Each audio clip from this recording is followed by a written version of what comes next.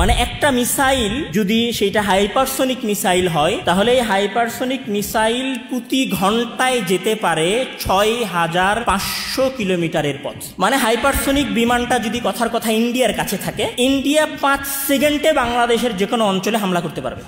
আপনি আমেরিকার কাছ থেকে যে জেট বিমান কিনতেছেন, আপনি আমেরিকার কাছ থেকে যে যুদ্ধ বিমান কিনতেছেন, আপনি আমেরিকার কাছ থেকে যে প্রতিরক্ষা ব্যবস্থা কিনতেছেন, ওই প্রতিরক্ষা ব্যবস্থা কি আপনি আপনার শত্রুর বিরুদ্ধে ব্যবহার করতে পারবেন? এবার আসেন সামারি করি। আপনি যে মোবাইলটা চালান সেই মোবাইলটা আপনার না, আপনি যে কম্পিউটারে বসে গবেষণা করেন সেই কম্পিউটারটাও আপনার না, আপনি যে গাড়িতে ঘুরে চলাফেরা করছেন সেই গাড়িটাও আপনার না, আপনি যেখানে গিয়ে চিকিৎসা নিচ্ছেন সেই চিকিৎসার যন্ত্রপাতিগুলো আপনার না, আপনি যে ডিফেন্স সিস্টেম ইনস্টল করে রেখেছেন আপনার দেশকে সংরক্ষণ করার জন্য সেই ডিফেন্স সিস্টেমও আপনার না, আপনি যে উন্নত শহর প্রতিষ্ঠা করেছেন সেই উন্নত শহর প্রতিষ্ঠা করার জন্য আপনি যে যন্ত্রপাতিগুলো ব্যবহার করেছেন সেগুলোও আপনার না। দেন হুদা কিনারে।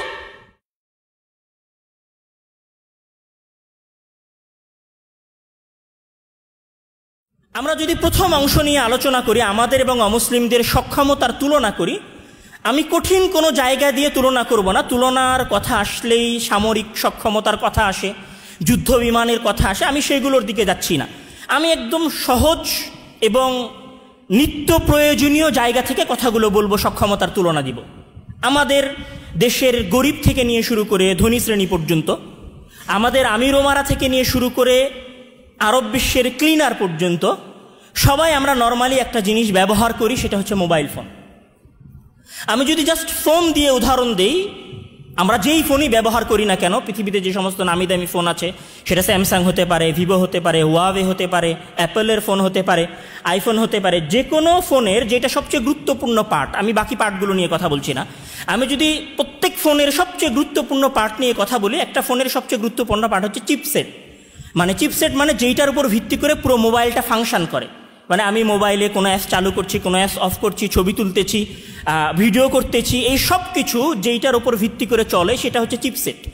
আমি যদি জাস্ট উদাহরণ দেই, এই চিপসেট কোন কোম্পানিগুলো তৈরি করে, তো এর মধ্যে কোনো মুসলিম কোম্পানি তো দূরে থাক, কোনো মুসলিম বিশ্বের নাম আসবে না। যেমন আমরা যদি কোয়ালকমের কথা বলি, কোয়ালকমের সিরিজ হচ্ছে স্ন্যাপড্রাগন, এটা হচ্ছে ইউএসের একটা কোম্পানি। যদি আমরা অ্যাপেলের কথা বলি, অ্যাপেলের এ চিপ হচ্ছে ইউএসের একটা কোম্পানি। যদি আমরা মিডিয়াটেকের কথা বলি, এটা হচ্ছে তাইওয়ানের একটা কোম্পানি। যদি আমরা গুগলের যে সিরিজ আছে সেইটার যদি আমরা কথা বলি, যেটা তারা তাদের ফোন পিক্সেলে ব্যবহার করে, এটাও হচ্ছে একটা আমেরিকান কোম্পানি। যদি আমরা হুয়াওয়ের কিরিন সিরিজের কথা বলি, তাহলে একটা চাইনা কোম্পানি। ঠিক এইরকমভাবে আপনি মোবাইল থেকে বের হন, মোবাইল থেকে বের হয়ে আপনি কম্পিউটারে যান। কম্পিউটারের সবচেয়ে গুরুত্বপূর্ণ পার্ট হচ্ছে মাদারবোর্ড। মাদারবোর্ডের কাজ কি? মাদারবোর্ড হচ্ছে কম্পিউটারের অন্যান্য গুরুত্বপূর্ণ পার্টগুলোতে বিদ্যুৎ সরবরাহ করে, অন্যান্য গুরুত্বপূর্ণ পার্টগুলোর ফাইলগুলোকে ট্রান্সফার করতে সহযোগিতা করে। এইটাকে বলা হয় মাদারবোর্ড। এই মাদারবোর্ডের উপরে সিপিইউ থাকে, এই মাদারবোর্ডের উপরে জিপিইউ থাকে, এই মাদারবোর্ডের উপরে র্যাম লাগানো হয়। তো এই মাদারবোর্ড তৈরি করতে যে জিনিসটার সবচেয়ে বেশি প্রয়োজন হয় সেটাকে বলা হয় পিসিবি। পিসিবি অর্থ প্রিন্টেড সার্কিট বোর্ড। এই যে সামান্য ছোট্ট একটা জিনিস যেইটা আমরা কম্পিউটারে ব্যবহার করতেছি আমাদের মাদারবোর্ডটাকে তৈরি করার জন্য, এই পিসিবি কোন কোম্পানিগুলো তৈরি করে? এই পিসিবির 50% উৎপাদন করে চাইনা কোম্পানি, তারপরে উৎপাদন করে ইউএসের কিছু কোম্পানি, এবং এর সাথে জাপানের প্যানাসোনিক, সনি, দক্ষিণ কোরিয়ার স্যামসাং, এলজি, তাইওয়ানের অ্যাসোস, মেগাবাইট, এমএসআই, এইগুলো হচ্ছে পিসিবি মাদারবোর্ডের এই গুরুত্বপূর্ণ পার্টটাকে উৎপাদন করে। যদি আমরা এখান থেকে যাই, আরেকটু এগিয়ে যাই, ধরেন এই যে আমরা ছবি তুলছি, ছবিটা ওঠানোর পরে আমরা ছবিটাকে এডিট করি, ছবিটাকে সুন্দর করার চেষ্টা করি। আমাদের ছাত্ররা কম্পিউটারে বসে, আমাদের অনেক ভাই অনলাইনে বসে কম্পিউটারের মাধ্যমে টাকা আর্ন করে, তারা একটা ডিজাইন করে। এই ডিজাইনটা করে কিসের মাধ্যমে? গ্রাফিক্সের মাধ্যমে। এই গ্রাফিক্সের যে কোম্পানিগুলো গ্রাফিক্সের এই জিপিইউ এই প্রযুক্তিটাকে সরবরাহ করে, এর মধ্যে কোনো মুসলিম দেশ অথবা মুসলিম বিশ্বের নাম নাই। এখান থেকে বের হয়ে আরেকটু কমন কথাই যায়, ধরেন এই যে 5G এবং 4G নেটওয়ার্ক। আমি যদি 5G এবং 4G নেটওয়ার্কের কথা বলি, আমরা মনে করি যে আমাদেরকে মনে হয় গ্রামীণ ফোন 5G নেট দেয়, আমরা মনে করি রবি মনে হয় আমাদেরকে 5G নেট দেয়। না, রবিরা হচ্ছে জাস্ট একটা ডিলারের মতো, গ্রামীণ ফোন কোম্পানি হচ্ছে একটা ডিলারের মতো। এখানে যারা 4G এবং 5G উৎপাদন করেছে এবং যারা 4G এবং 5Gর প্রযুক্তিগুলোকে সরবরাহ করে, এই দুইটার কোনোটাতেই গ্রামীণ ফোন, রবি, বাংলা লিঙ্ক, জিও, সৌদির আর যে কোনো কোম্পানি, মোবাইলি, এদের কারো কোনো হাত নেই। এরা কি করে? বাইরের বিশ্বগুলো থেকে 4G এবং 5Gর প্রযুক্তিটাকে কেনে এবং সেইটাতে সার্ভিস দেয় আমাদের দেশে, বাংলাদেশে, পাকিস্তানে, ভারতে, সৌদি আরবে। তো এটা কারা উৎপাদন করে? এই 4G 5G নেটওয়ার্ক যারা উৎপাদন করে এর মধ্যে সবই অমুসলিম কোম্পানি। আমি যদি বলি এটার প্রযুক্তির মূল মালিকানা কাদের, তাহলে মূল মালিকানা হবে সুইডেনের এরিকসন কোম্পানির, যুক্তরাষ্ট্রের কোয়ালকমের, নোকিয়া হচ্ছে ফিনল্যান্ডের কোম্পানি, হুয়াওয়ে হচ্ছে চীনের কোম্পানি, স্যামসাং হচ্ছে দক্ষিণ কোরিয়ার কোম্পানি, জিটি হচ্ছে চীনের কোম্পানি। এরাই এই 4G এবং 5G নেটওয়ার্কটাকে সরবরাহ করে। আর এই 4G এবং 5G নেটওয়ার্কটাকে সরবরাহ করতে যে ধরনের সরঞ্জামাদি প্রয়োজন সেগুলোও তারা সরবরাহ করে। মানে আপনি যতই পারমাণবিক শক্তিধর দেখেন পাকিস্তানকে, যতই শক্তিধর দেখেন আপনি তুরস্ককে, যতই শক্তিধর দেখেন আপনি মিশরকে, যতই শক্তিধর দেখেন আপনি সৌদি আরবকে, যতই উন্নত মনে করেন আপনি মালয়েশিয়াকে, যতই আধুনিক মনে করেন আপনি দুবাইকে, আমরা কেউ এই প্রোডাক্টগুলো সার্ভিস বা এই প্রোডাক্টগুলো সমাজে মানুষের কাছে রপ্তানি করতে পারি না। আমরা এগুলো বাইরে থেকে নিয়ে এসে সেটা আমাদের দেশে আমরা অ্যাসেম্বল করি। আমি যদি এখান থেকে বের হয়ে আরেকটু সামনে যাই, ধরেন আমরা মোবাইল ইউজ করি, আমরা অনেকে জিপিএস মানে গুগল ম্যাপিং, মানে এক জায়গা থেকে আরেক জায়গায় যাওয়ার জন্য গুগল ম্যাপ আমরা ব্যবহার করি। তো গুগল ম্যাপ কিসের মাধ্যমে কাজ করে? গুগল ম্যাপ জিপিএস সিস্টেমের মাধ্যমে কাজ করে। 1987 সালে আমেরিকান এয়ারফোর্স সর্বপ্রথম জিপিএসের এই টেকনোলজিটা আবিষ্কার করে এবং 1987 সাল থেকে নিয়ে শুরু করে 2000 সাল পর্যন্ত তারা এটা গোপনে ব্যবহার করে। 2000 সালের পরে তারা এই জিপিএস টেকনোলজিটাকে পুরো বিশ্বের জন্য আম করে দেয়। এবার আপনি কল্পনা করেন যে তারা যেই প্রযুক্তি 1987 সালে উৎপাদন করেছে, যেটা 2000 সালে আমাদের জন্য আম করে দিয়েছে, তার চাইতে কত উন্নত প্রযুক্তি এখন তারা ব্যবহার করতেছে। এই কারণে এই জিপিএস টেকনোলজি থেকে বের হয়ে যাওয়ার কারণে, যেহেতু এটা এখনও ফুললি আমেরিকান সরকার বা আমেরিকান এয়ারফোর্স এটাকে নিয়ন্ত্রণ করে, এই জন্য রাশিয়া, চীন, ফ্রান্সের মতো উন্নত দেশগুলো নিজস্ব জিপিএস সিস্টেম টেকনোলজি তৈরি করেছে। এটাতে গেল মোবাইলের পার্ট বা কম্পিউটারের পার্ট। আমরা যদি এখান থেকে একটু বের হয়ে যাই, ধরেন যদি আমরা মেডিকেলের দিকে যাই, আমরা সবাই চিকিৎসা নিতে ভালোবাসি। আমাদের ধনিক শ্রেণীর মাঝে চিকিৎসা নেওয়ার একটা টেন্ডেন্সি আছে, রোগ আছে। আমাদের আরব বণিকরা স্বল্প জ্বর হলেই সিঙ্গাপুর, কানাডা, থাইল্যান্ডে চিকিৎসা করার জন্য যেতে ভালোবাসেন। আমাদের দেশের ধনীরাও কিছু হলে সিঙ্গাপুর, থাইল্যান্ডে যেতে ভালোবাসেন। আমি যদি বলি এই চিকিৎসা বাজারে, এই চিকিৎসার যে প্রযুক্তি আছে এবং যত জিনিসপাতি আছে এই চিকিৎসা খাতে ব্যবহার হয়, এর 70 থেকে 80% সরবরাহ করে যুক্তরাষ্ট্র এবং ইউরোপ। 70 থেকে 80%। এবং বায়োটেকনোলজি আমরা যেটাকে বলি, অথবা জিনগত প্রযুক্তি, জিন পরিবর্তনের যে প্রযুক্তি, এইটার 100% পাশ্চাত্য থেকে আসে। এর বাইরে কারো কাছে বায়োটেকনোলজি অথবা জিন প্রযুক্তি নেই। আমি যদি এখান থেকে একটু বিস্তারিত বর্ণনা দেওয়ার চেষ্টা করি, তাহলে আমি বলবো যে পৃথিবীর সবচেয়ে সার্জারির জন্য যেগুলো নিডি বস্তু, সবচেয়ে উন্নত বস্তু, সেটা দেয় হচ্ছে আমেরিকার জনসন অ্যান্ড জনসন কোম্পানি।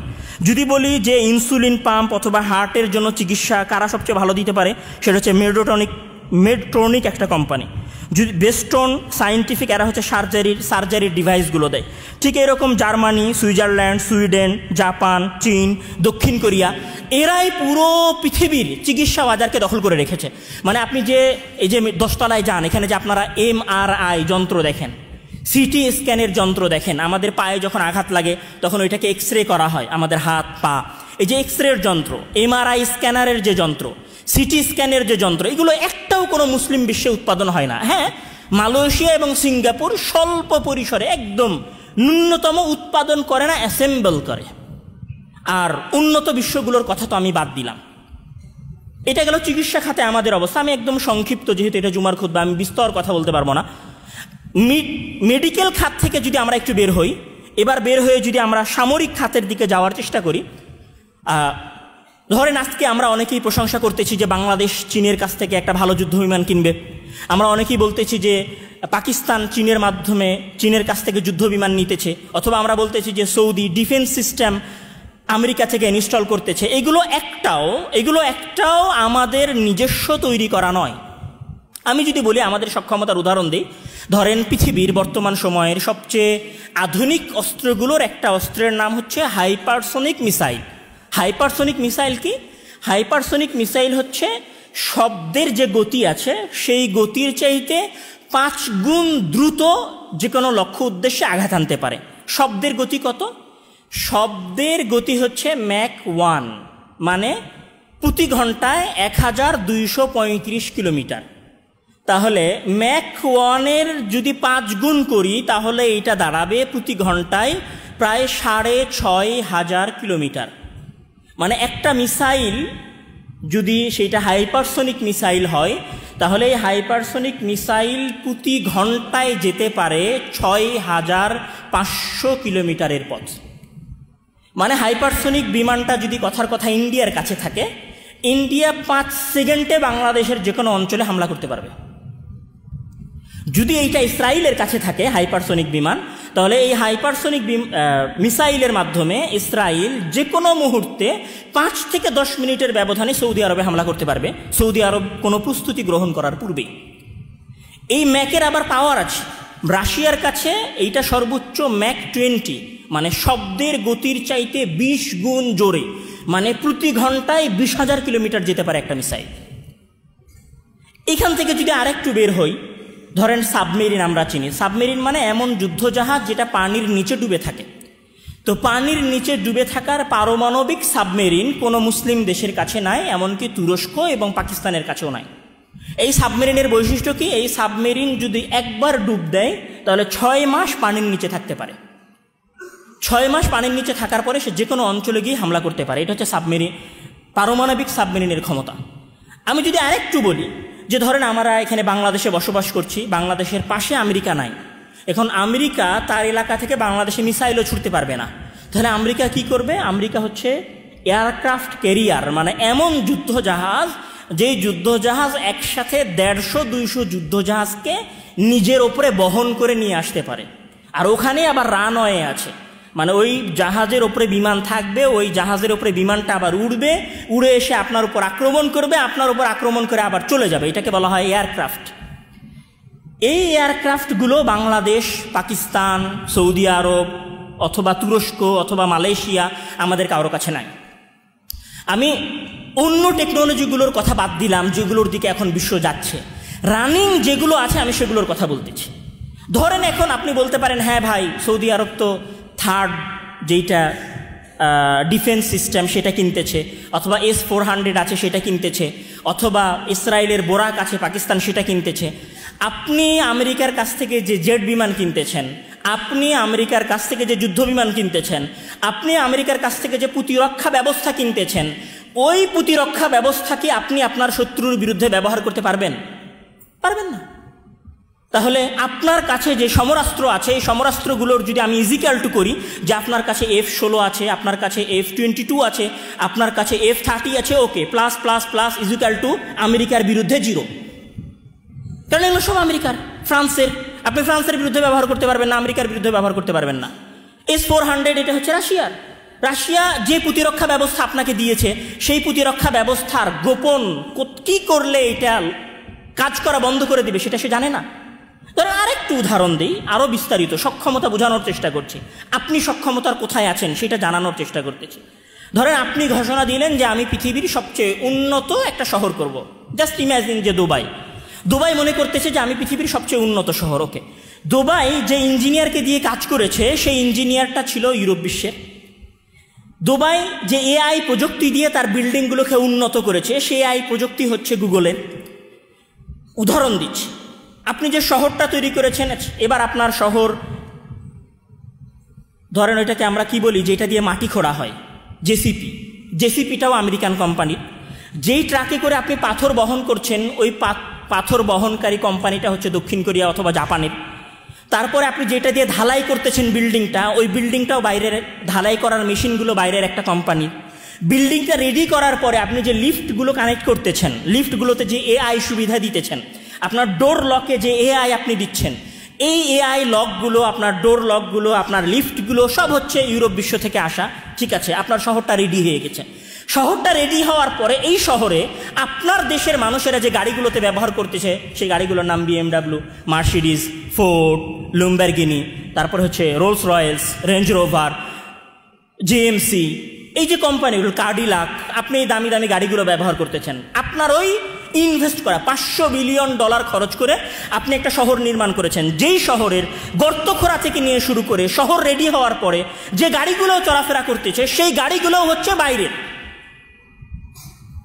যে গাড়িগুলো চলাফেরা করতেছে সেই গাড়িগুলো হচ্ছে বাইরের। ওকে, এবার আসেন সামারি করি। আপনি যে মোবাইলটা চালান সেই মোবাইলটা আপনার না, আপনি যে কম্পিউটারে বসে গবেষণা করেন সেই কম্পিউটারটাও আপনার না, আপনি যে গাড়িতে ঘুরে চলাফেরা করছেন সেই গাড়িটাও আপনার না, আপনি যেখানে গিয়ে চিকিৎসা নিচ্ছেন সেই চিকিৎসার যন্ত্রপাতিগুলোও আপনার না, আপনি যে ডিফেন্স সিস্টেম ইনস্টল করে রেখেছেন আপনার দেশকে সংরক্ষণ করার জন্য সেই ডিফেন্স সিস্টেমও আপনার না, আপনি যে উন্নত শহর প্রতিষ্ঠা করেছেন সেই উন্নত শহর প্রতিষ্ঠা করার জন্য আপনি যে যন্ত্রপাতিগুলো ব্যবহার করেছেন সেগুলোও আপনার না। দেন হুদা কিনারে জিরো, কি আছে আপনার? কিছুই নাই, শূন্য। আপনি শূন্যের উপর দাঁড়িয়ে আছেন। আপনি যদি মনে করেন যে আপনি সামথিং, আপনি কিছুই নন, জিরো। আপনার সকল সক্ষমতাগুলোর যদি ইজিক্যাল টু করা হয় তাহলে কিছুই বের হবে না। আপনি আমাকে বলতে পারেন ভাই অমুক দেশের অমুক জেট আছে, ফাইটার জেট, কোথায় থেকে কিনেছে? সে নিজে বানিয়েছে, নিজে উৎপাদন করেছে, না বাইরে থেকে নিয়ে এসেছে? ধরেন আমি আব্দুর রহমান এখন কথা বলতেছি, এখানে গুগলের হচ্ছে ভয়েস শ্রবণের সক্ষমতা দেওয়া হচ্ছে। আমি যা বলতেছি তার সবই গুগল তার জায়গায় বসে সেন্টারে বসে শুনতে পাচ্ছে। আমি যে স্ট্যাটাসটা দিতেছি, আমি একটু বোকামির উদাহরণ দেই জাস্ট ফর ফান। আমাদের বাংলাদেশে এক শ্রেণীর ভাই আছে, বা পৃথিবীতে অন্য দেশে, বাংলাদেশে এখন নাই বললেই চলে, যারা জিহাদ করতে চায়। ওকে, জিহাদ করার জন্য সে একটা গ্রুপ ক্রিয়েট করেছে। কোথায়? হোয়াটসঅ্যাপে। যে মেসেজ দিচ্ছে যে অমুক অঞ্চলে আক্রমণ করব। গাধা, ওই হোয়াটসঅ্যাপটা তো আমেরিকা, অন্য আর একটা দেশের, একটা অমুসলিম রাষ্ট্রে। তুমি যে ফেসবুকে চ্যাট করতেছো, যে ফেসবুকে আমেরিকার বিরুদ্ধে স্ট্যাটাস দিতেছো, ওই ফেসবুকটা কার? মার্ক জুকারবার্গের, যে ইহুদি।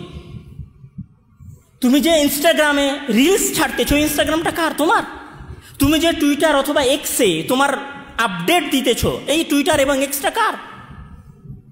আমি যা কথা বলছি, আমি যা পোস্ট দিচ্ছি, আমি যেখানে চিকিৎসা করছি, আমি যেই কম্পিউটারে বসে রিসার্চ করতেছি, তার একটাও, তার বিন্দুমাত্র একটা কণাও আমার না, বিন্দুমাত্র একটা কণা আপনার। আপনাকে এটা বিশ্বাস করতে হবে যে আপনি এই পৃথিবীর সক্ষমতার কোথাও নেই, কোথাও। আজকে যেই জায়গায় ইউরোপ বিশ্ব দাঁড়িয়ে আছে, আপনি যদি সেই জায়গায় যেতে চান তাহলে আপনার 500 বছর লাগবে। ওকে, তাহলে এখন যুদ্ধ হবে কিসের ভিত্তিতে? আমাদের লড়াই হবে কিসের ভিত্তিতে? প্রতিরোধ হবে কিসের ভিত্তিতে? 500 বছর ট্রাই করব, 500 বছর চেষ্টা করব। ওকে, 500 বছর আমি ট্রাই করলাম, 500 বছরে তারা কোথায় যাবে? তাহলে এইখানে সিস্টেমটা এরকম না যে আমি বসে বসে প্রস্তুতি নিব আর সেও সামনে আগাতে থাকবে। এখানে সিস্টেমটা, আমি আমার কথা বলতেছি, সিস্টেমটা এরকম হতে পারে যে আমি নিজেকে উন্নত করার চেষ্টা করব আর তারা যেন উন্নত না হতে পারে সেইটার আমি চেষ্টা করব। মানে আমাকে দুইটা একসাথে